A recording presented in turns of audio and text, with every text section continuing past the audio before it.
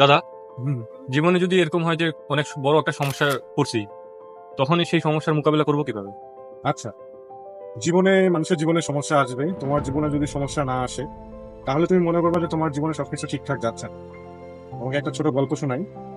একটা অ্যাকোয়ারিয়ামের মধ্যে যদি তুমি একটা শার্ক মাছকে রেখে দাও, সেই শার্ক মাছের পরিধিটা হবে সেই অ্যাকোয়ারিয়াম পর্যন্ত, এবং সেই শার্ককে যদি তুমি পুকুরে রেখে দাও, তার পরিধি হবে সেই পুকুর পর্যন্ত, এবং সমুদ্রে রেখে দিলে তার পরিধিটা হবে সমুদ্র পর্যন্ত। তো যখন একটা শার্ক মাছ অ্যাকোয়ারিয়ামের মধ্যে থাকে, তার কাছে মনে হয় এই অ্যাকোয়ারিয়ামই আমার জগৎ। তার শরীরটা তখন সেই অ্যাকোয়ারিয়ামের পরিধি অনুযায়ী বড় হবে।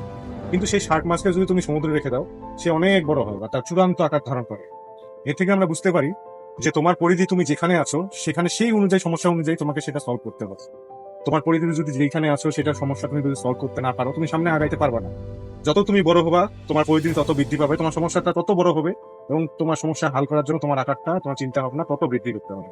তাই যখনই সমস্যা আসবে, মনে করবা যে তুমি তোমার সঠিক রাস্তাতেই যাচ্ছ, এবং সেই শার্ট মাসের কথাটা তুমি মনে রাখো।